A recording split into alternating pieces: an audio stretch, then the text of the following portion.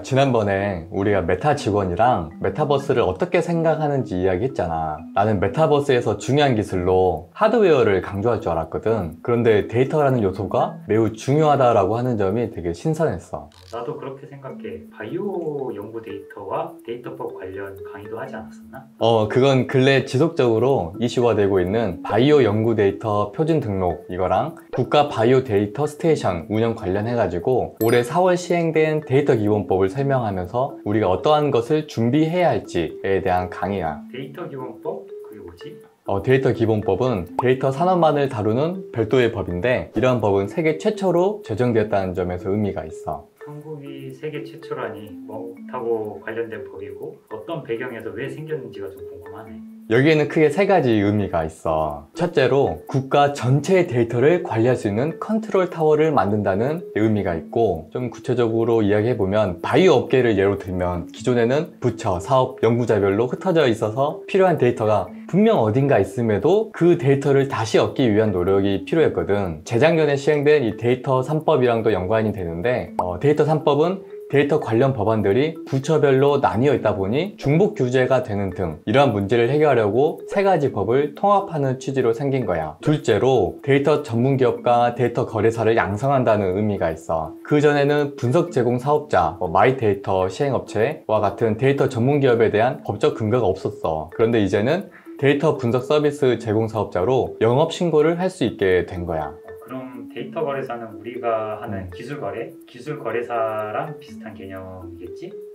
맞아. 데이터 거래사와 비슷한 개념으로는 미국 데이터 브로커가 있어. 참고로 데이터 전문 기업은 신고제로 규정이 되어 있고 데이터 거래사는 등록제로 규정이 되어 있어. 그리고 이제 셋째로 데이터 자산의 가치와 권리 보장을 법률로 규정한다는 의미가 있어. 예를 들어서 데이터 가치평가 기관을 지정을 하고 데이터 분쟁 조정위원회를 설치하고 부경법으로 데이터 관련 권리를 보장한다고 규정을 하고 있어. 가치평가 기관도 지정하는 건가? 우리가 기업기술 가치평가를 수행하고 그 결과물로 기업이나 기술의 가치를 판단하는 것하고 비슷하게 들리는데 기업기술 가치평가 관련해서는 우리도 하고 있고 평가기관도 여러 있고 데이터도 비슷하게 이렇게 하게 되는 건가 그러면?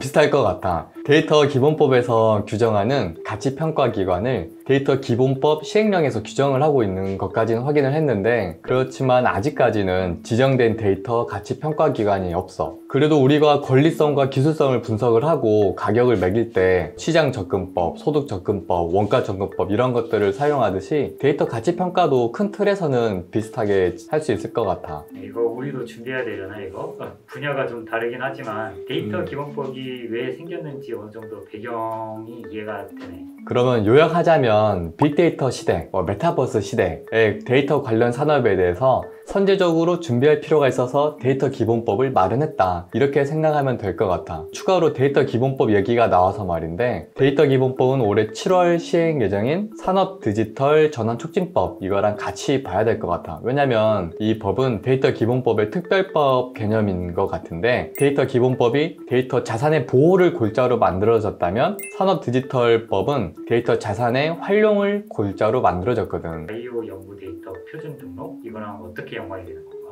국가 전체 데이터를 관리한다는 점에서 큰 의미가 있는 것 같아. 데이터의 수평적 이동이라는 개념으로 생각해 볼 수가 있겠는데 예를 들어서 이전에는 핵산 데이터, 화합물 활성 데이터, 대사체 데이터, 뇌 광학 현미경 데이터 등등 이런 각 세부 분야에만 데이터가 교환될 수 있거나 또는 그마저도 구하기가 어려운 경우가 많았잖아. 그런데 이제는 각 세부 분야 안에서 연구된 데이터가 표준화된 양식으로 저장이 되고 검색이 되니까 그 세부 분야에서의 데이터 활용성이 높아질 뿐만 아니라 서로 다른 세부 분야들 사이에서도 데이터 이동이 활발해질 수 있다는 데 의미가 큰 것 같아. 여기서 더 확장시켜 보면 바이오 연구 데이터에 대해서 병의원 이용 정보, 의료 데이터, 금융 정보, 소비 정보를 통한 생활 습관에 관한 정보 이런 것들을 취합해서 바이오 연구 데이터만으로 얻기 힘든 유의미한 결과를 얻을 수 있을 것 같아. 물론 이런 경우는 데이터 주체의 동의가 필요하겠지.